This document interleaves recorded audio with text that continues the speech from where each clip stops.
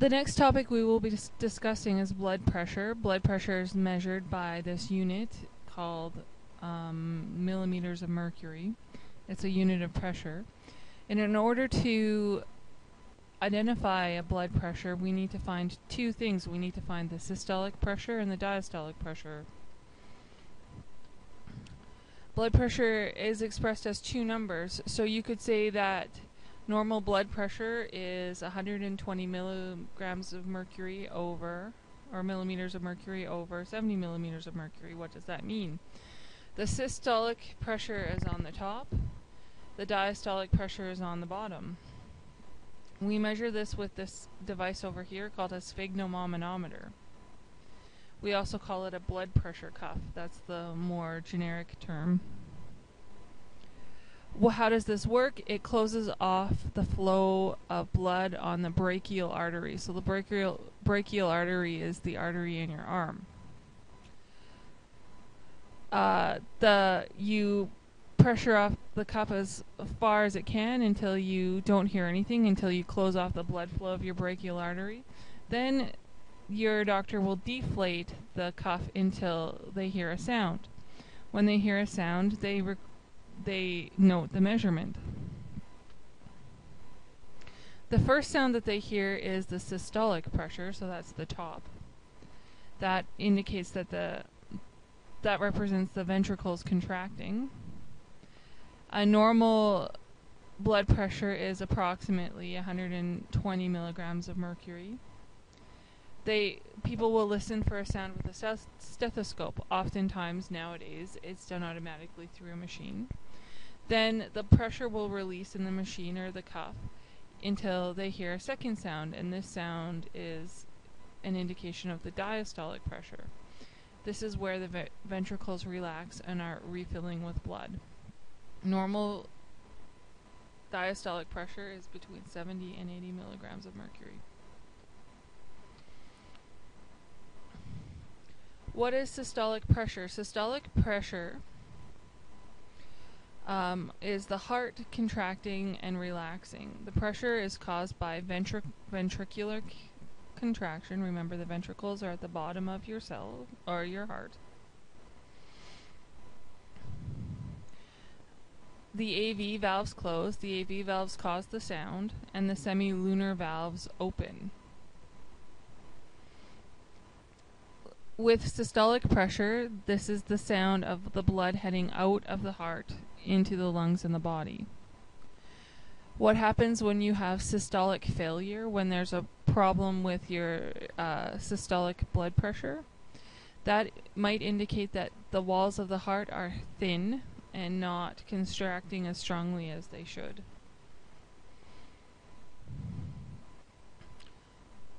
Diastolic pressure is the opposite of systolic pressure. The heart is relaxed and fills with blood.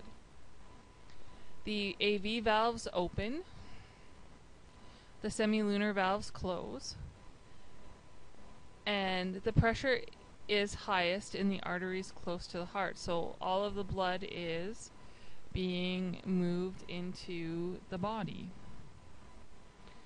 Diastolic failure happens when the walls of the heart are too thick and they don't relax properly.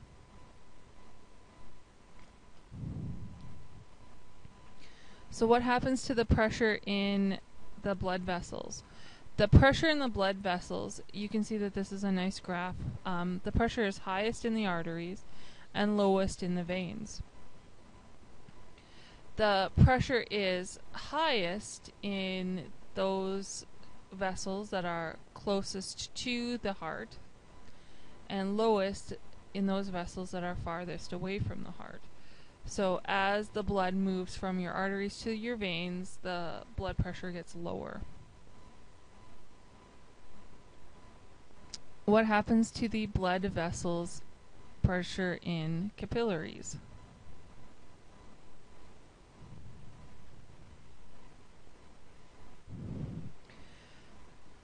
This graph indicates that, as you can see here, this is a velocity graph. This indicates that the blood slows down as it moves into your capillaries, because remember, the blood only moves through capillaries one blood cell at a time.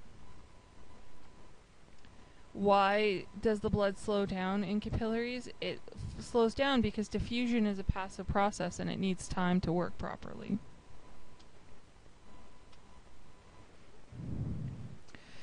Here, if we look at another graph of the circulatory system, and this time instead of pressure or velocity, we're talking about area, you can see that the largest area of the 5 types of blood vessels are also found in capillaries. Why is this? Why is this the case? It's the case because, again, diffusion needs a large area to occur. The higher the surface area, the faster diffusion will occur. What things increase blood pressure? A decrease in the diameter of a blood vessel or vasoconstriction would increase blood pressure, and because this causes stress on the system or reduces the space that the blood can flow through, so it increases the pressure. Also, if you increase the amount of blood that the body is pumping, then you increase the pressure in the system. What decreases blood pressure? Exercise decreases blood pressure, as well as opening up your blood vessels, making them bigger, which is known as vasodilation. Loss of blood decreases blood pressure. What happens when people age? Both systolic and diastolic blood pressures tend to increase as people age. Why? Arteries harden, people tend to get less active, and muscles cannot stretch as well.